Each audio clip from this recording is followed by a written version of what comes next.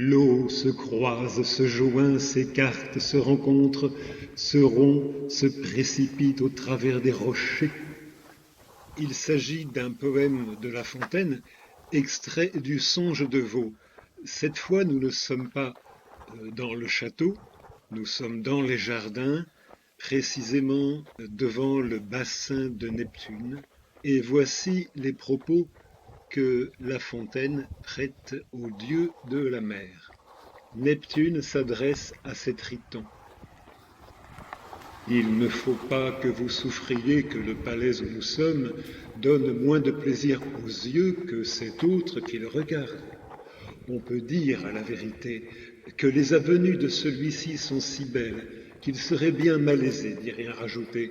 On peut dire aussi que sa face a je ne sais quoi de grand et de noble, mais les niches qu'on y a faites n'étant pas encore remplies que par des rochers tout secs, je crois que s'il en sortait de l'eau, cela serait un grand ornement. Que quelqu'un de vous y travaille, et s'il y réussit, je lui donnerai pour récompense la plus belle des Néréides. Grand roi, dit un triton, qui par droit d'héritage avait de l'océan les plaines en partage, et qui voulait d'en Vaux un empire fonder, c'est à nous d'obéir, à vous de commander. Rien ne semble impossible alors qu'on veut vous plaire. Pour moi, je vous dirai ce que l'art me suggère. Parenthèse, pour les spectateurs de la vidéo, ne cherchez pas dans les images Vaux le Vicomte. Nous sommes dans les Cévennes sud et j'ai voulu que les images aient un caractère sportif équivalent au caractère sportif, à l'énergie qui peut conduire La Fontaine dans la réalisation de ces petits ou grands trésors versifiés. Un poète n'est pas un paresseux. Pour moi, je vous dirai ce que l'art me suggère. À garder vos trésors, des monstres destinés, et par les mains du sort sous ce mont enchaîné, veillent sur le cristal en des grottes profondes. Lâchons ces animaux venus de divers mondes, je les dompterai tous, et de nuire empêchés, par des liens de bronze ils seront attachés. Mon art en ornera ces rochers et ces niches, pour qui vous réservez vos trésors les plus riches. Le conseil plut au dieu du liquide univers. D'un seul coup de trident, 100 cachots sont ouverts.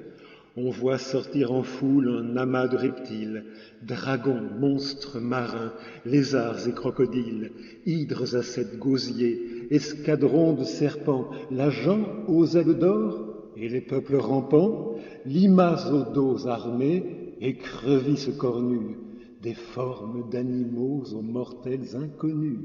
À peine ils sont sortis de leurs antres obscurs, qu'ils font bruire le mont, se lancent à ses murs, on remettrait partout le chaos en peu d'heures, sans la fatale main qui règle leur demeure.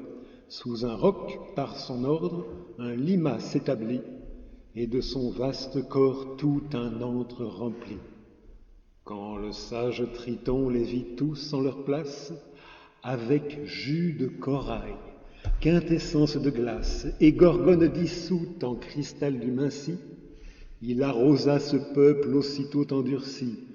Chacun d'eux toutefois conserve sa figure, chacun sans s'émouvoir siffle, gronde, murmure, fait que de son fracas tout le mont retentit et pense avoir encore le gosier trop petit. On dirait que parfois l'escadron se mutine, enivré du nectar d'une source divine. Il pousse l'onde au ciel, il la darde aux passants, semble garder ses lieux en charme si puissant et défendre l'accès des beautés qu'il nous montre. L'eau se croise, se joint, s'écarte, se rencontre, se rompt, se précipite au travers des rochers et fait comme alambic distiller leur plancher.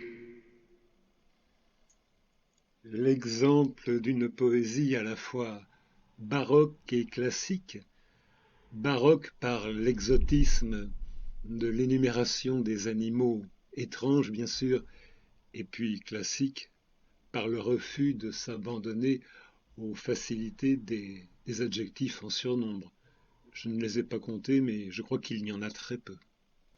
J'admire aussi cette fantasmagorie, cette imagination de La Fontaine qui n'a vraiment pas grand-chose à envier au surréalisme, qui lui fait comme expliquer la présence de ces animaux immobiles et vivants qui participent au mouvement des eaux, qui participent à la création du mouvement de ces fontaines sous leur figure rocheuse.